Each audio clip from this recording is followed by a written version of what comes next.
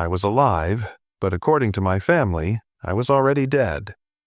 I sat quietly in the basement of the house I had worked my whole life to protect, listening to the sound of clinking glasses and laughter echoing through the floorboards.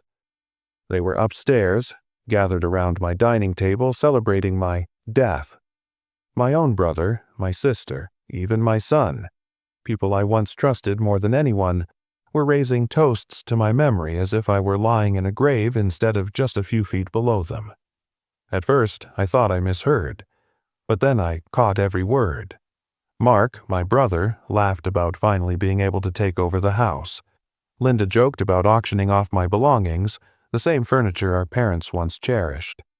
And then Eric, my son, the boy I had carried on my shoulders when he was little, mocked my life.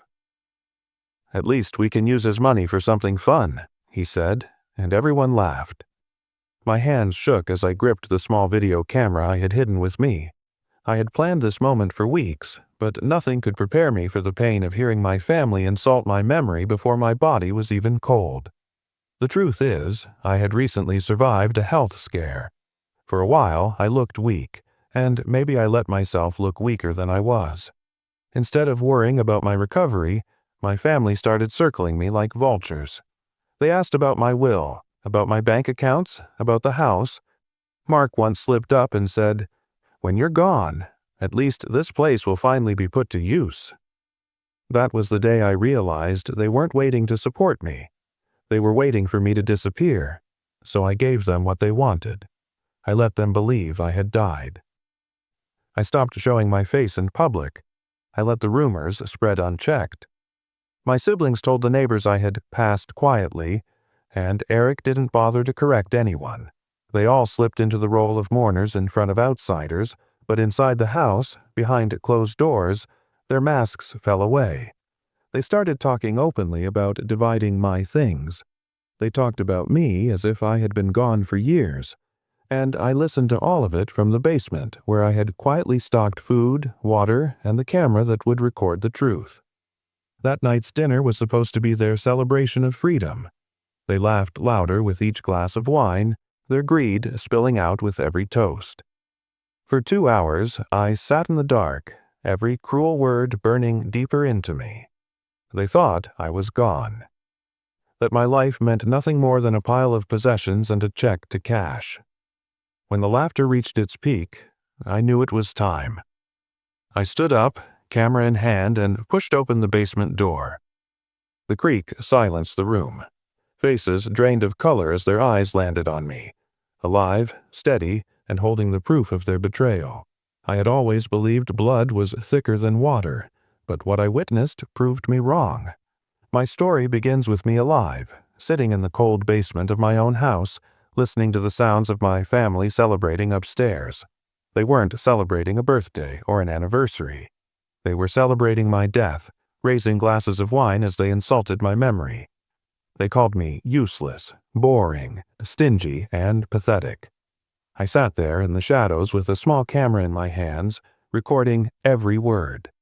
I wanted the world to know what kind of family I truly had.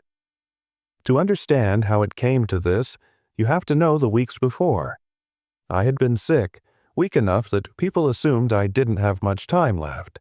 Instead of showing me love or concern, my family grew impatient. My brother Mark hinted about the will. My sister Linda whispered about selling the house, and my son, Eric, the boy I had sacrificed so much for, acted as though my death would finally free him from responsibility. I caught them more than once discussing my things while I was still alive in the next room, as though I couldn't hear. It was then that I realized their kindness had been a mask. Behind it was nothing but greed. I decided to test them. I began fading from view. No neighbors saw me, no friends heard from me. I let the rumors spread that I had passed away quietly. My family did nothing to deny it. In fact, they encouraged it because it suited their plans. They wanted the world to believe I was gone so they could begin dividing what I had worked for all my life. What they didn't know was that I was still there, hiding in the basement of the house they thought they were about to inherit. Life in that basement wasn't easy. The air was damp, the light dim, and the nights long. But what kept me going was the sound of their voices upstairs. I listened to them day after day. They weren't grieving. They weren't remembering me with love. They were already picking through my life like scavengers. Linda wanted my mother's furniture sold for cash. Mark planned to move into the house and bragged about how he'd renovate it. Eric, my own flesh and blood, laughed about how he'd use my savings to pay off his debts and buy a new car. Every word they spoke stripped away the illusion of family I had once clung to. The night of the dinner was when everything came to a head. They gathered around my dining table, glasses full, plates heavy with food, and their tongues even looser than before. They toasted my so-called life, mocking my habits, mocking the years I spent working quietly and living modestly. My sister called me a fool. My brother said at least now the house would finally belong to someone who knew how to use it.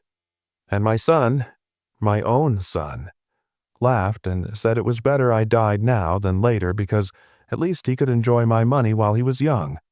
Those words cut the deepest. I sat there, camera running, listening for nearly 2 hours. Their laughter grew louder, their cruelty sharper. They thought I was gone forever, that nothing I had built in my life would remain mine. But they were wrong. When their laughter reached its loudest, when they raised their glasses for one final toast to a life wasted, I rose from the shadows. The old basement door creaked as I pushed it open, and the sound cut through their noise like a blade. Silence fell. Every face froze as they turned toward me. The shock in their eyes was almost enough to satisfy me right there. I walked into the room slowly, holding up the camera. I didn't shout, I didn't curse. My voice was calm when I told them I had heard every word, seen every sneer, and recorded every insult.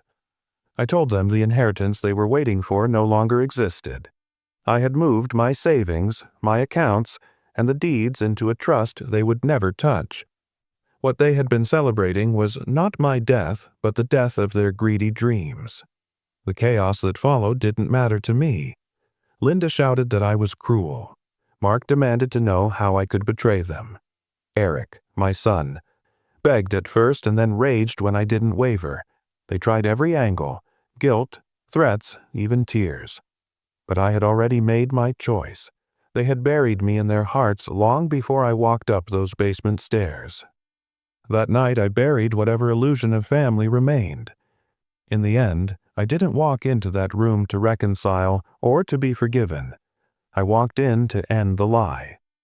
I wanted them to know that their greed had consequences, that their betrayal would cost them everything. They thought my death was their beginning. Instead, it was their end.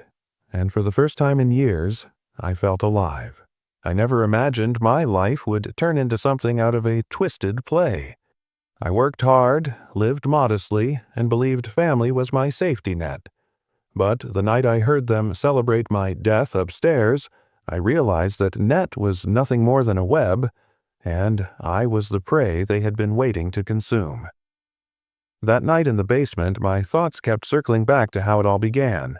It wasn't sudden. It had been building for years. My brother Mark was always the ambitious one, constantly scheming ways to make quick money. My sister, Linda, was colder, calculating, judgmental, the kind of person who measured every relationship in terms of what she could get from it. And my son, Eric. I don't even know how to describe the disappointment. He was supposed to be my legacy, my reason to push through hard days, but instead he became my heaviest burden. Debt after debt, failure after failure, and still he carried himself with the arrogance of someone who believed the world owed him more. When I first fell sick, I thought maybe it would be a chance for them to show me they still cared. A visit, a call, even a small gesture to remind me I wasn't alone. Instead, all I received were questions about money. Mark asked if I had updated my will. Linda pressed me to sign documents giving her temporary control of the house in case something happened to me. Eric didn't even bother hiding his intentions. He asked me point blank if I had enough life insurance to cover his loans once I was gone. That was the moment something inside me broke. I didn't tell them right away, but I began to plan. I withdrew from my normal life, let the neighbors wonder, let rumors spread. If people thought I had passed away, I wasn't going to correct them. My family certainly didn't. In fact, they welcomed the lie because it opened the door for them to act without restraint. They started discussing me as if I were already buried, as though I had left the world owing them something. So I stayed quiet. I moved into the basement with a mattress, some food, and a small camera I had bought years ago. I waited. I wanted to see them for who they really were, and what I saw disgusted me. They didn't grieve, they didn't cry. They laughed, they joked, they plotted. Mark bragged about moving into my bedroom and tearing down the walls to modernize the place. Linda argued with him, saying she'd sell everything first because cash was easier to divide. And Eric? My son. He laughed that his old man had finally done something useful by dying early. That night, when the family gathered around my dining table with food and wine, I sat downstairs listening to every toast, every cruel word, every insult to my name. They thought they were safe behind their lies, but every second was captured on camera. My camera didn't blink, didn't miss, didn't forgive. I sat in silence, letting their voices condemn them in their own words. The longer I listened, the less pain I felt, and the colder my resolve became. 2 hours of laughter, mockery, and greedy plans. 2 hours of tearing apart the life I had built with my own hands. By the time they raised one final toast, claiming my life had been a waste, I knew the time for hiding was over. I rose from the mattress, camera in hand, and walked up the stairs. My heart pounded, but my face was calm. The basement door creaked as I pushed it open, and the sound alone was enough to silence the room. Forks froze in midair. Glasses hovered half-raised. My family turned to look, and their faces drained of color. They saw me, alive, standing tall, with a camera in my hand. For the first time in years, I had their full attention. The silence that followed was almost unbearable. For once, they had no clever insults, no mocking laughter, just wide eyes, pale faces, and the sound of their own guilt echoing in the room. I stood there at the top of the stairs holding the camera up like a weapon. My son was the first to speak, though his voice cracked as he said it. "Dad, you're alive?" Alive. That word rolled off his tongue like a curse. They weren't happy to see me breathing. They were terrified because my presence meant their plans were collapsing. I walked slowly into the dining room, letting the floor creak under each step. I didn't answer his question. Instead, I placed the camera on the table and pressed play. The small screen flickered to life, and their own voices filled the room. Mark's laughter, Linda's sharp remarks, Eric's mockery. Every single word they had spoken just minutes earlier spilled out of the tiny speaker, cruel and undeniable. They shifted uncomfortably in their chairs, eyes darting everywhere except at me. "That's what I've been listening to," I finally said, my voice steady. 2 hours of your celebration. 2 hours of you tearing me apart as if I were nothing more than a pile of possessions. Linda tried to recover first. "David, you don't understand. We were grieving. People say strange things when they're hurting." I cut her off with a glare. "Grieving? You call that grief? You mocked me. You divided everything I owned before the dirt was even thrown on a coffin. You insulted my memory while I sat just below your feet." Mark slammed his hand on the table. "Why were you hiding in the basement like some ghost? This isn't normal, David. You can't just spy on your own family." I leaned forward, my voice cold. "Family? Do you call what you did tonight family? A brother doesn't toast to his sibling's death. A sister doesn't measure her grief in furniture sales. A son doesn't laugh at the life his father lived. Don't you dare lecture me about what's normal." Eric finally spoke, his voice rising in anger. "So what now, Dad? You're just going to punish us? You think catching us in some bad jokes gives you the right to cut us out of everything?" I looked directly at him, the boy I had once carried on my shoulders, the boy I believed would be my pride. You already cut yourself out, Eric. Every time you came to me only for money. Every time you saw me as an obstacle instead of a father. Tonight was just the final nail in the coffin. You put it there yourself." Their silence this time was different. It wasn't shock anymore. It was fear. They realized what I was telling them. They realized their inheritance, the thing they were celebrating, was already gone. I sat down at the head of the table, my rightful place, and folded my hands.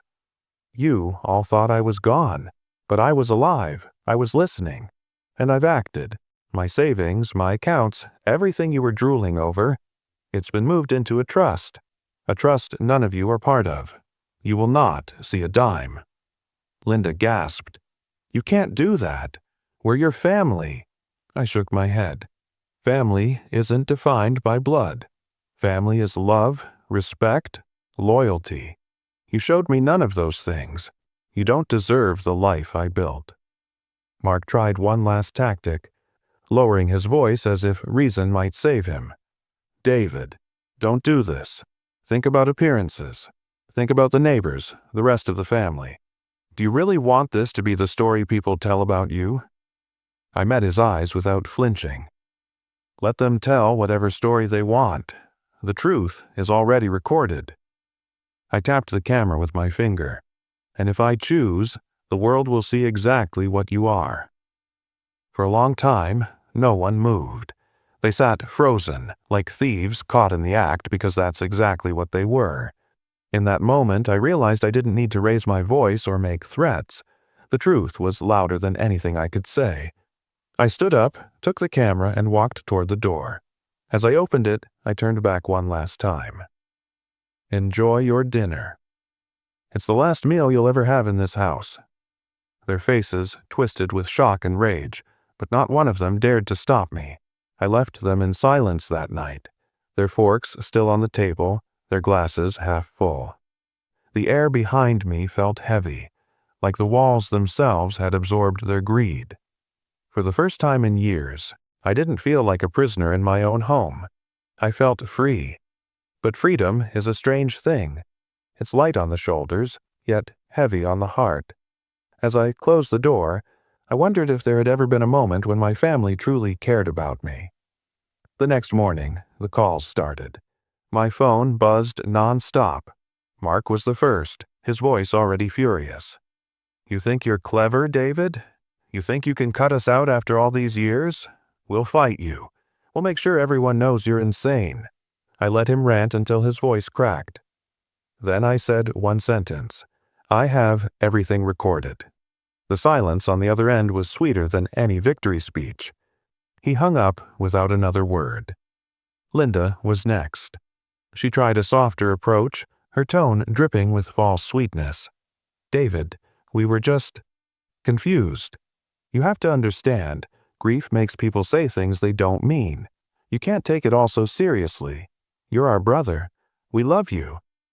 I almost laughed. "Love? I heard what you said about selling Mother's furniture, about dividing my life like it was a yard sale. Don't you dare use that word." She stammered, tried to recover, but I ended the call before she could twist the knife further. And then came Eric, my son. His voice trembled when he spoke. "Dad, please, I didn't mean it. I was drunk. You know how I get sometimes. Don't do this. I'm your son. Don't you want me to have a future?" That one hurt, because for years I had wanted nothing more than to give him a future. Every dollar I saved, every hour I worked overtime, it was all for him. But what I heard that night was not the voice of a son mourning his father. It was the voice of a man celebrating his payday. "You had a future, Eric," I told him quietly. "I gave you everything I had, and you laughed at me when you thought I was gone. Don't call me again until you understand what respect means." I hung up. My hands were trembling. The truth is, no matter how strong I sounded, I was breaking inside. A father is not supposed to bury his love for his child. But that night, when Eric raised his glass to my death, he buried it himself. The days that followed were strangely peaceful. I went for walks in the park without anyone questioning where I was going. I cooked simple meals in silence, without listening to whispers through the walls. I even sat on the porch in the evening, watching the sunset with no one reminding me that I was a burden. For the first time in years, I lived on my own terms. Word spread quickly. Neighbors who had believed I'd passed away stared at me like they'd seen a ghost. Some came over to ask what happened. I just smiled and said, "Rumors travel faster than the truth." I didn't bother explaining more. The details didn't matter to anyone but me and the people upstairs who had shown their true faces. 1 week later, I met with my lawyer. The trust was finalized, every account sealed away from greedy hands. The house, too, was no longer theirs to claim. I made sure of it. They could live in it for now, but when the papers caught up, they'd realize they had celebrated in a house that was never theirs to keep. I can still picture their faces when I walked out of that dining room. The shock, the fear, the dawning realization that everything they thought was theirs was gone. They celebrated my death as though it was the beginning of their freedom. But what they really celebrated was the end of their inheritance. I didn't rise from that basement to beg for love. I rose to bury the last illusion that I ever had a family. The hardest part wasn't listening to their insults. The hardest part came after, when the house was quiet again. For the first time, I had to admit to myself that my family was truly gone. Not in the way people bury loved ones, but in the way you bury illusions. That night at the dinner table, I didn't just watch my brother, my sister, and my son turn pale at the sight of me. I watched the last ties of blood between us snap in half. In the days that followed, I learned something important. Betrayal doesn't shout. It lingers. It seeps into your thoughts at night, into the way you sip your morning coffee, into the way you see faces you once trusted. Every memory of kindness I once held on to began to feel tainted. Was Mark ever really proud of me? Did Linda ever value me beyond what I could give? Did Eric ever see me as his father? Or was I just a wallet in his eyes? Those questions ate at me, and though I had caught them red-handed, the truth was I had been blind for years. Mark tried to fight me through anger.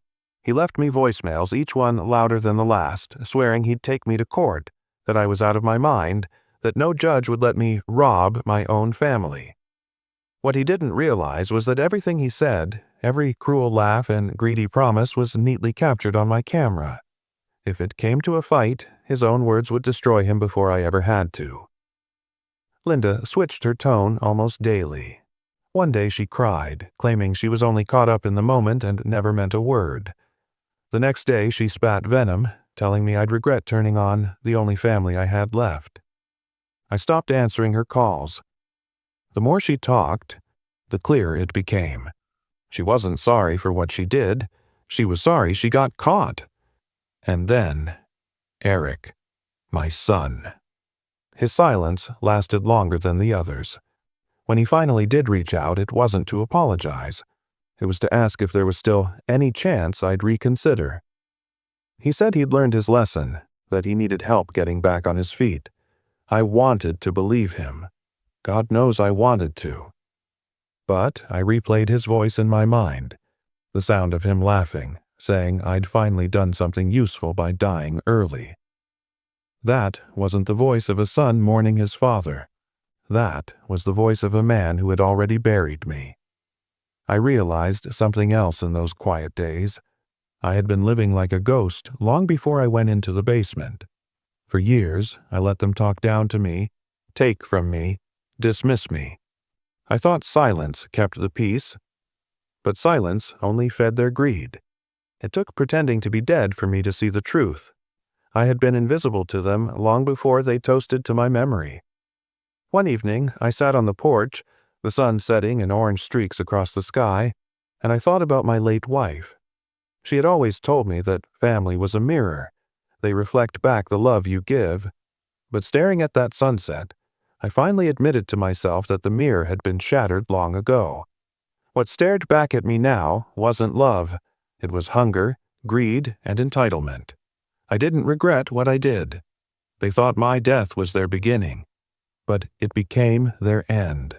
The inheritance they dreamed of vanished, Not because I was cruel, but because they proved they didn't deserve it. I wasn't punishing them. I was protecting myself. I was protecting what little dignity I had left. And, though the nights were still lonely, for the first time in a long time, I wasn't surrounded by snakes wearing the skin of family. I was surrounded by peace. The phone calls slowed down after the first week. At first, they had come at all hours, angry rants, desperate bargaining, hollow apologies. But eventually, the silence from their side grew heavier, and I knew they were beginning to realize what I had told them was real. There would be no inheritance, no easy payout, no house to claim. I heard from neighbors before I heard from them again. Word had spread that something strange happened in my home, that my family had been seen storming out with red faces and loud voices. A woman down the street asked me one morning, "David, are you all right? I thought you had passed away." I smiled politely and said, "That's what they wanted you to believe." I didn't bother explaining further. People like gossip more than truth. I knew by the end of the week, everyone would have their version of the story. That didn't bother me. Let the world speculate. My family's actions spoke louder than any rumor. Mark finally showed up one afternoon, pounding on my door like a debt collector. I didn't open it at first. I just listened. His voice was sharp, desperate, almost frantic. "David, you can't do this to me. I need that house. I put everything into planning around it. You don't understand what you're doing." I opened the door only a crack and looked him in the eye. He looked older than I remembered, lines etched deep into his forehead, sweat on his collar. For a moment, I almost pitied him. Almost. "You planned your life around my death," I told him quietly. "That was your mistake. Now plan your life around your own work, not mine." His face twisted with rage. He muttered something about lawyers, about fighting in court. I held up the camera in my hand and didn't say a word. His face went pale. He turned and stormed away, slamming his car door so hard I thought the glass might shatter. I never saw him again after that day. Linda tried a different approach. She came to the house with tears, her voice shaking as she stood on the porch.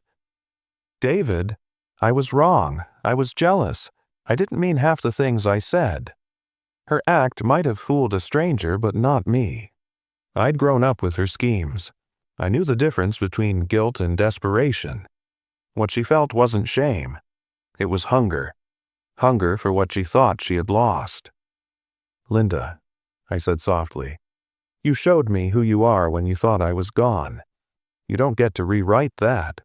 Her tears dried quickly when she realized I wasn't bending. She left in silence. Her head held high like a queen stripped of her crown. And Eric, he stayed away the longest. Weeks passed before he showed up, not at my door, but in a letter. The handwriting was shaky, almost childlike. He wrote that he had been wrong, that he missed me, that he wanted a second chance. He didn't mention money once. For a moment, I let myself believe it was real. For a moment, I thought maybe my son had woken up. But at the bottom of the letter, in small, hurried words, he added, "If you could lend me just enough to cover this one debt, I swear I'll pay you back." I folded the letter and placed it in a drawer. I didn't throw it away. I wanted to keep it as a reminder, not of his betrayal, but of my weakness, the part of me that still wanted to believe in him. Nights grew quieter after that. I cooked simple meals, read old books, and listened to the ticking of the clock without anyone hovering over me, counting pennies of electricity. The peace was strange, almost foreign, but it was mine. I had thought revenge would taste sweet. What I found instead was something different. Not sweetness, not bitterness, just clarity. For the first time in my life, I saw my family exactly as they were. And once you see something clearly, you can never unsee it. I used to think loneliness was the worst punishment a man could endure. But I learned there's something far worse, realizing you were never truly loved by the people you gave everything to. Loneliness, at least, is honest. Betrayal masquerades as love until the mask slips. and when it does, it cuts deeper than any knife. I thought a lot about that in the quiet weeks after the dinner. The house felt different, lighter somehow.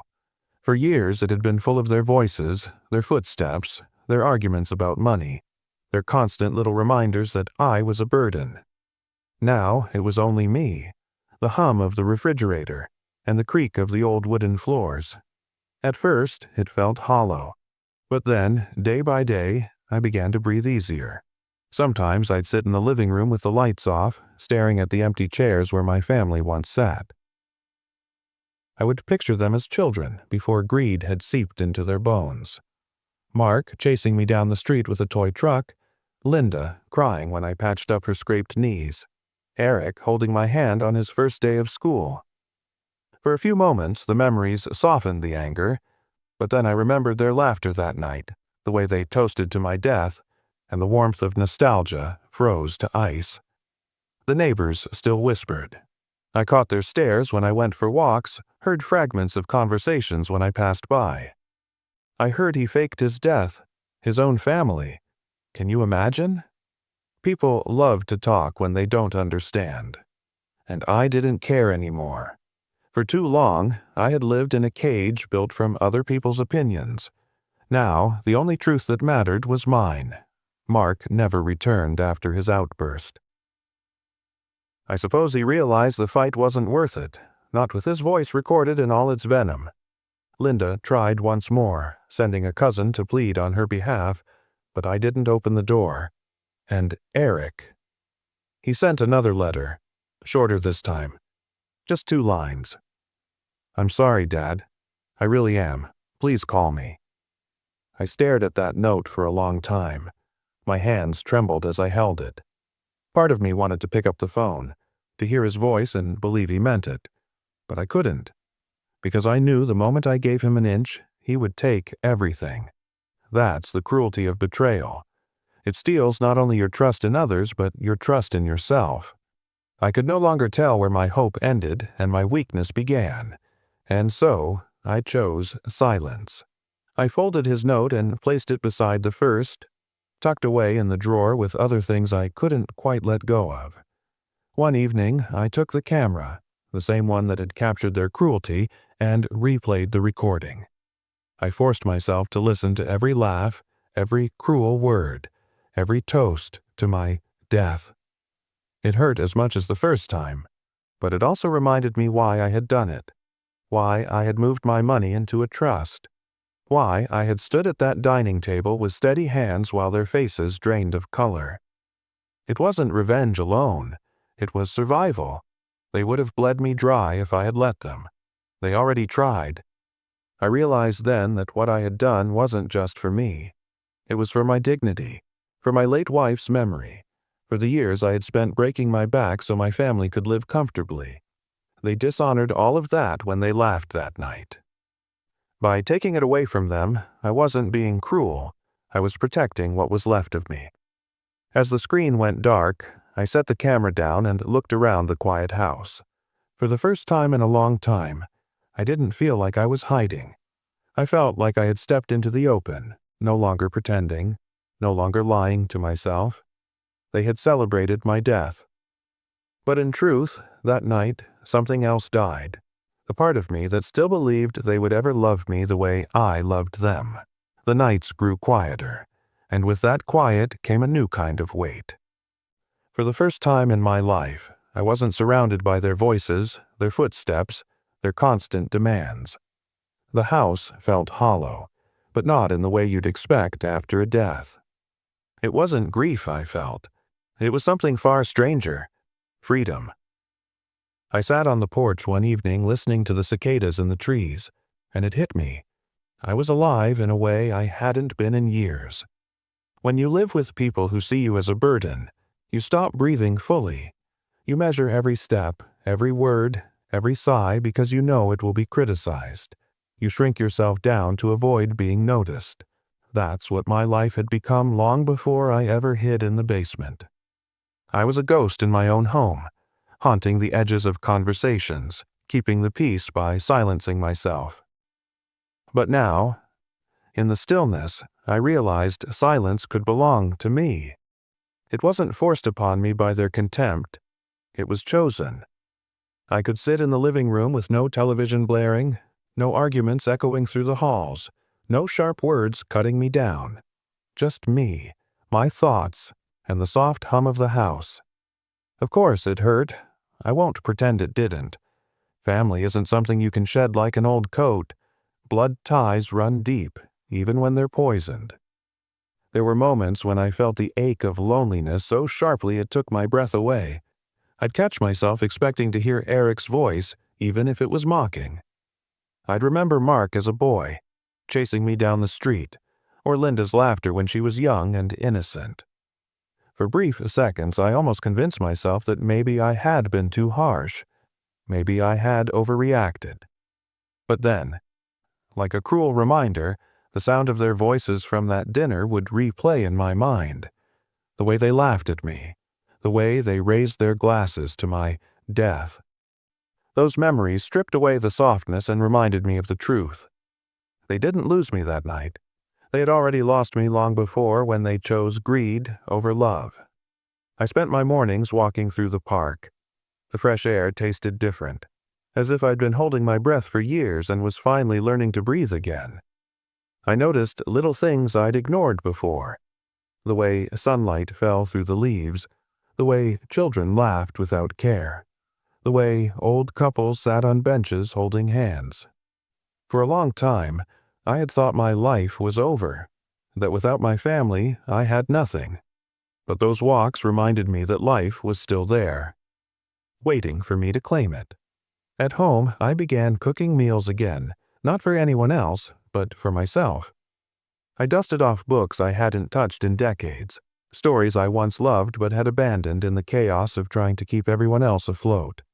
I found comfort in simple routines, watering plants, making coffee slowly, sitting in silence with a book in my lap. They weren't grand things, but they were mine, and that mattered more than I ever realized. One night, as I sat at the table eating dinner alone, I thought about what it really meant to be free. Freedom isn't about wealth or power. It's about peace of mind. It's about waking up without dread, about living without waiting for the next insult, the next betrayal, the next reminder that you aren't enough. For the first time in decades, I had that peace. But with freedom came a question that haunted me. What now? What does a man do when he's been declared dead by the very people who were supposed to keep him alive in their hearts? What do you build when the foundation you thought was solid turns out to be quicksand? I didn't have the answer yet, but I knew one thing with certainty. I would never crawl back into that basement again. I had risen from it once, and in doing so, I had buried the illusion of family that nearly destroyed me. They may have celebrated my death, but I was living now. Truly living. And maybe that was the sweetest revenge of all. The first thing I did was change the locks. Not because I thought they would break in, but because I needed to hear the click of a new key and know the door answered to me. I boxed up the good china they had argued over and slid the box into the hall closet. I wiped the dining table clean and realized I had scrubbed the last of their fingerprints off this house. Small things, but they felt like stitches closing a wound. Mornings found a rhythm. Coffee. A slow walk around the block. A list on a yellow pad. Fix the squeaky step. Oil the front gate. Replace the cracked outlet by the bookshelf. I opened the garage and there it was. My toolbox, the one I had hauled from job to job for 3 decades. I set it on the workbench, lifted the lid, and breathed in the smell of old metal and machine oil. That scent brought me back to a version of myself I had almost forgotten, a man who could take broken things apart and make them whole again. I started with small repairs. Nothing heroic, just honest work. The back porch light that flickered, the bathroom fan that whined like a stray cat, the loose cabinet hinge that had driven me mad for months. I moved slowly, not because I was weak, but because I wanted to do it right. There was no one waiting to criticize, rush, or second-guess. When I finished each job, I wrote "Done" next to it on the yellow pad and let the line sit there like a quiet victory. One afternoon, a boy from up the street came by with his mother. He was carrying a small radio, the kind that used to sit on kitchen counters. His mother said the neighbor told her I could fix anything with wires. The boy held the radio like it was hurt and asked if I could help it talk again. I smiled before I knew I was smiling. We sat at the workbench and I showed him how to open the back, how to trace the thin copper lines with your eyes, how to listen for what is missing. We replaced a fuse, cleaned the dial, and when the static gave way to music, he grinned like the sun had walked into my garage. They offered to pay. I told them to bring me a loaf of bread from the bakery instead. They came back that evening with warm sourdough and a thank you note in a child's hand. I put the note on the fridge. It looked better there than any family photo had in years. I began cooking on purpose, not to feed anyone's appetite, but to remind myself I still deserved a good meal. I made my wife's chicken stew from memory and burned the first batch. The second try tasted like coming home. I ate slowly at the clean table and did not feel watched. After dinner, I read until the words softened the edges of the day. When the house got too quiet, I turned on the old records she loved and let the trumpet fill the rooms I had reclaimed. My lawyer called to say everything with the trust was finalized. We reviewed the documents together, line by line. I had chosen to name the fund after my wife. It will pay for vocational scholarships at the community college and a small grant for caregiver respite in our county. Simple help for people who work with their hands and for those who show up for the old and tired. It felt right. I could not force my own blood to learn compassion, but I could push a little light into places where compassion still lives. I signed my name and felt the weight lift. I boxed up a few heirlooms and drove them to the Historical Society. A volunteer in a wool sweater thanked me like I had given her a map to buried treasure. I told her the stories behind each piece, and for once, someone listened to history without wondering how much it might sell for. When I walked back to my car, I realized my hands were steady. There were setbacks.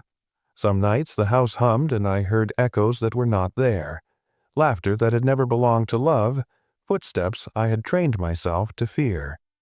On those nights, I would take the camera from the drawer, not to relive the poison, but to remember why the antidote mattered.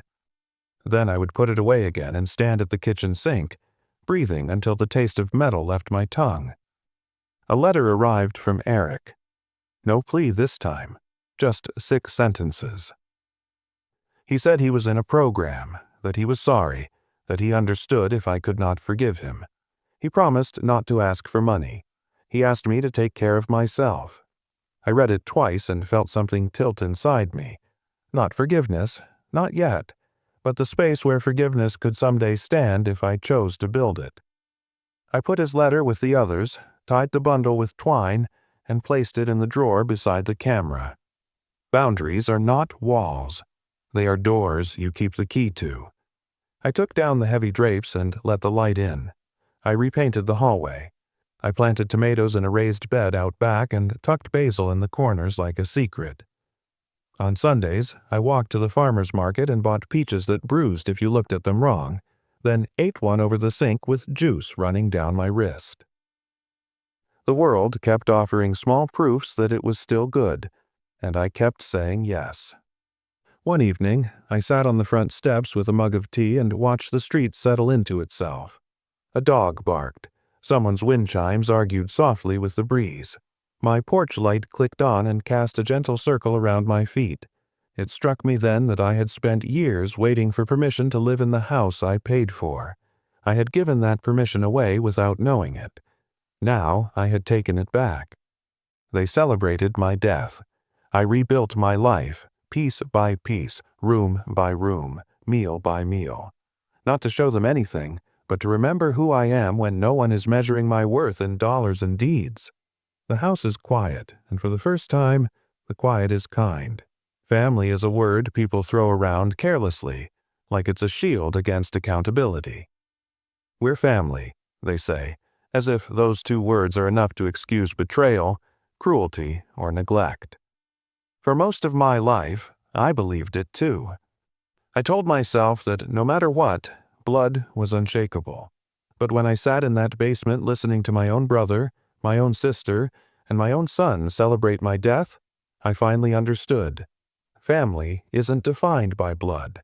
It's defined by loyalty, by love, by respect. And they gave me none of those things. I started to see patterns I had ignored for years. Mark, always looking for shortcuts, had never once asked me how I was doing unless it had something to do with money. Linda, who loved to present herself as the perfect sibling in front of others, never missed a chance to cut me down in private. And Eric, my boy, the one I believed would carry my name forward, had come to see me not as a father, but as a vault he could crack open whenever he pleased. These weren't sudden changes. They had been like this for years. I'd just been too blind, too desperate to hold on to the illusion that I wasn't alone. I realized then that my late wife had been right all along. She used to tell me, "Blood makes you relatives, but love makes you family." At the time I nodded, but I didn't fully understand. I do now. Family isn't who shares your DNA. It's who shows up when you're weak, who defends you when you're not in the room, who celebrates your life instead of your death. If you don't have that, then all you have are strangers who happen to carry your last name. I think about what she would have said if she had been here that night. She wouldn't have been shocked. She'd always seen through them more clearly than I did. She would have taken my hand, told me to hold my head high, and reminded me that their greed was not a reflection of my worth. I hold on to that thought on the darker nights, when the ache of betrayal tries to hollow me out. Do I wish things were different? Of course. No man wants to believe that his siblings and his own child could turn on him so completely. But wishing doesn't change reality. Facing the truth, no matter how painful, is better than living inside a lie.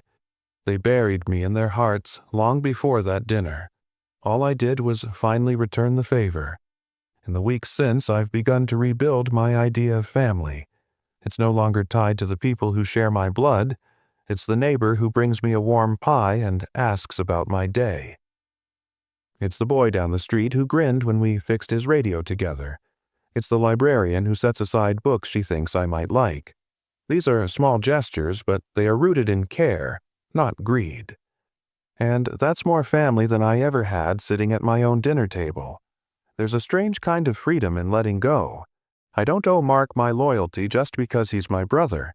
I don't owe Linda forgiveness just because she's my sister. And I don't owe Eric endless chances just because I gave him life.